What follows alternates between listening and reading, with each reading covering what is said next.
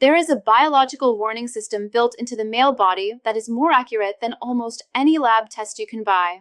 But because of shame, ego, or simple lack of knowledge, millions of men ignore it until it is too late. If you clicked on this video, you might be worried about your performance in the bedroom. But I need you to shift your perspective right now. We aren't just talking about your sex life. We are talking about your life expectancy. Here is the hard truth that nobody wants to discuss. Erectile dysfunction is rarely just a localized issue. It is almost always the first visible symptom of systemic vascular disease. The medical data is crystal clear on this. When you start having trouble achieving or maintaining an erection, you have effectively started a countdown clock. Statistics show that sexual dysfunction often appears 3 to 5 years before a major cardiovascular event, like a heart attack or a stroke. Think of it as a 3-year grace period. A 3-year window where your body is screaming at you to pay attention before the lights go out. Your anatomy is acting like the canary in the coal mine. It goes quiet before the explosion happens. So, if things are going soft, your heart is trying to tell you that it's in trouble. Let's decode exactly what it's saying before that window closes. To understand why this happens, you have to look at the physics of your circulatory system. It is, essentially, a plumbing issue. Atherosclerosis, which is the hardening and narrowing of the arteries due to plaque, doesn't just pick one spot in your body to attack. It is a systemic disease. It happens everywhere at once. However, the symptoms don't show up everywhere at once. They show up where the pipes are the smallest. Let's look at the numbers. The arteries that supply blood to your heart, the coronary arteries, are about 3 to 4 millimeters wide. The carotid arteries, which supply your brain, are even bigger, usually between 5 and 7 millimeters. But the penile arteries? The tiny vessels responsible for creating an erection? They are only 1 to 2 millimeters wide.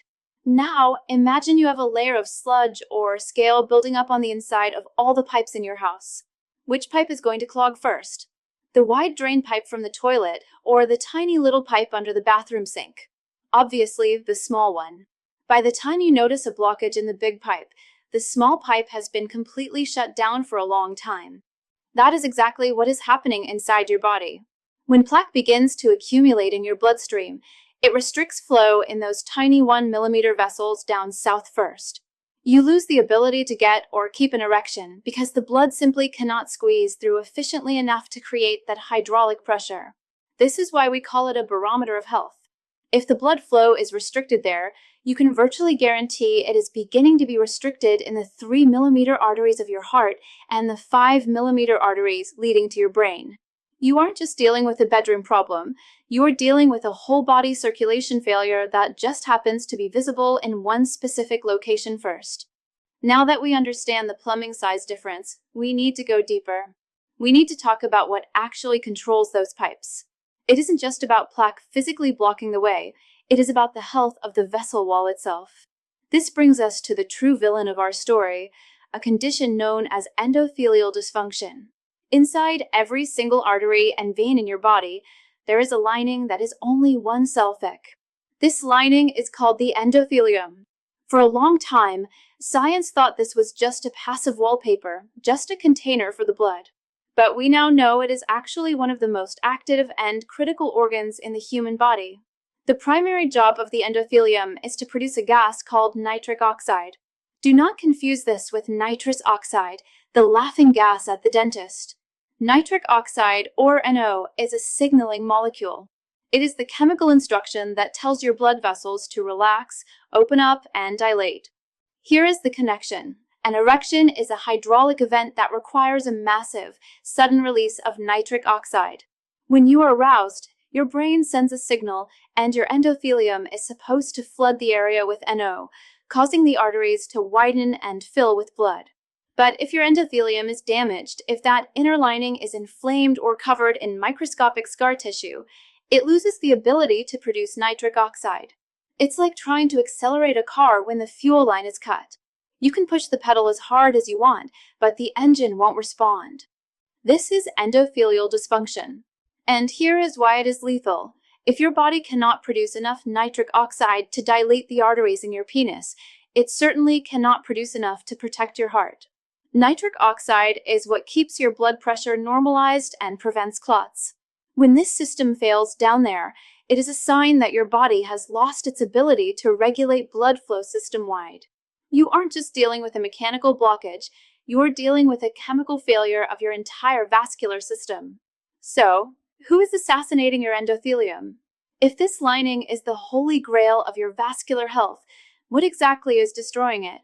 We can trace this damage back to 5 specific biological enemies. These are the assassins of your warning system. The first, and perhaps the most violent, is sugar and chronic insulin resistance. You need to visualize what high blood glucose actually does. When your blood sugar is chronically high, the glucose molecules attach themselves to proteins and fats in a process called glycation. Think of it like shards of glass floating through your bloodstream. These shards scrape and scratch the delicate inner lining of your blood vessels. This constant scratching causes microinjuries, which leads to inflammation and scar tissue. Once that lining is scarred, it cannot produce nitric oxide.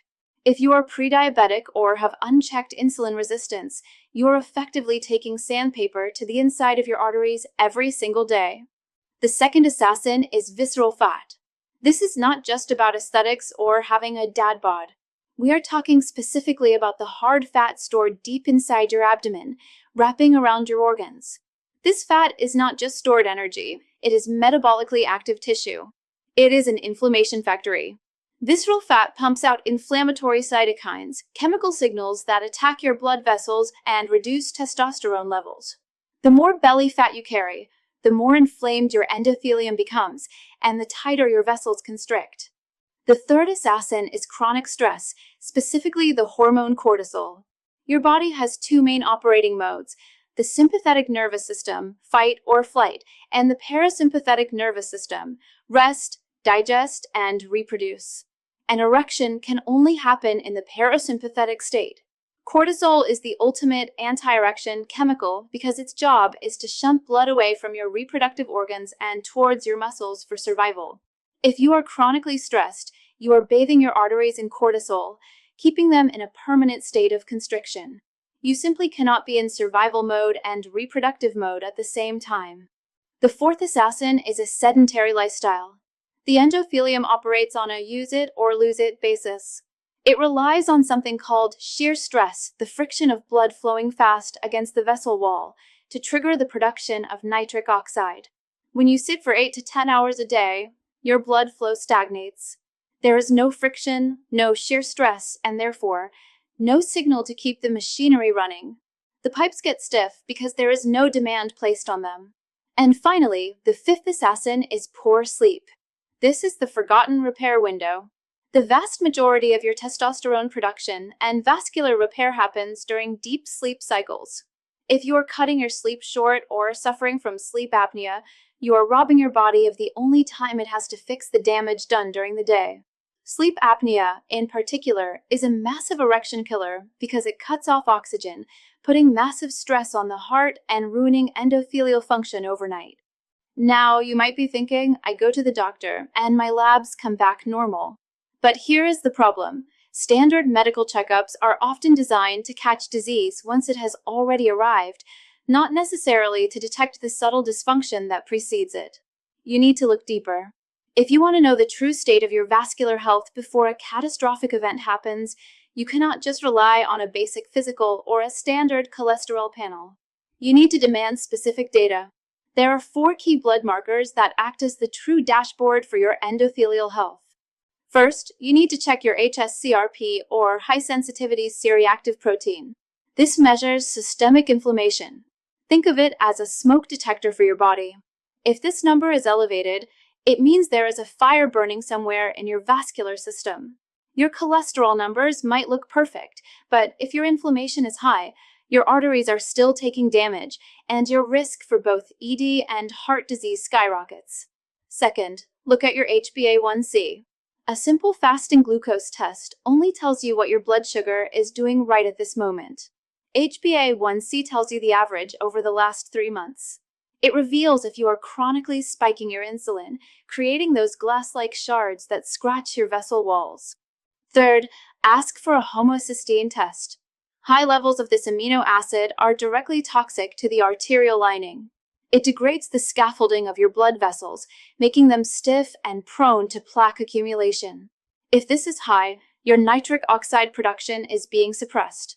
And finally, look at ApoB, apolipoprotein B. This is a much more accurate predictor of heart disease risk than just looking at LDL or bad cholesterol. It counts the actual number of atherogenic particles that have the potential to get stuck in your artery walls. Don't wait for a doctor to offer these. Often, they won't unless you specifically ask. Write these down. This is your body, and the data is your defense. If these numbers are out of range and you are experiencing erectile issues, the warning light isn't just flickering, it is flashing red.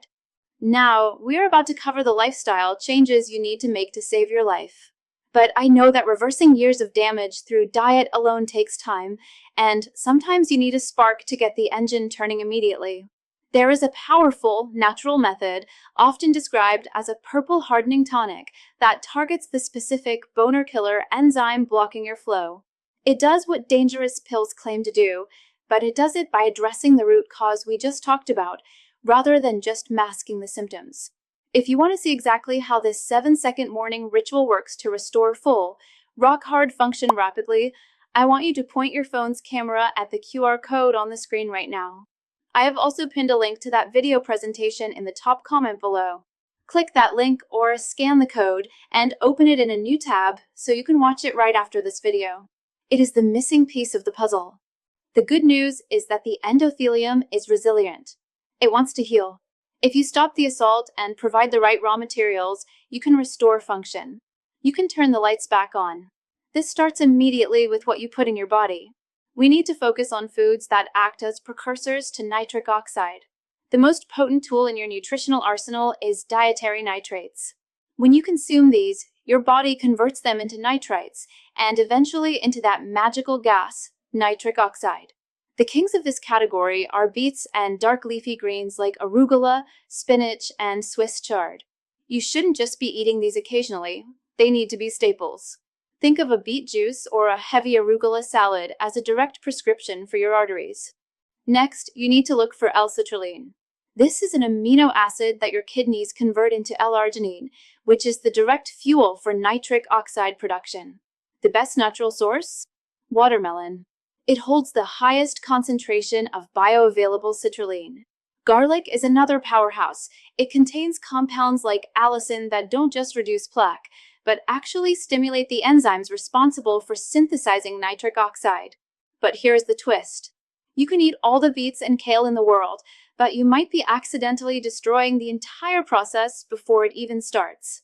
There is a common daily habit that sabotages your heart and your erections: antiseptic mouthwash. This sounds crazy, but follow the science. The conversion of food nitrates into nitrites happens in your mouth, specifically by the bacteria living on the back of your tongue. If you use a strong, alcohol-based antiseptic mouthwash, you are nuking that microbiome. You are killing the good bacteria along with the bad. Studies have shown that using antiseptic mouthwash can raise blood pressure and plummet nitric oxide production within hours. If you want to heal your arteries, switch to a non-antiseptic rinse or just stick to brushing and flossing. Do not sterilize your mouth. You need those bacteria to keep your blood flowing. Finally, you must cut the inflammatory oils.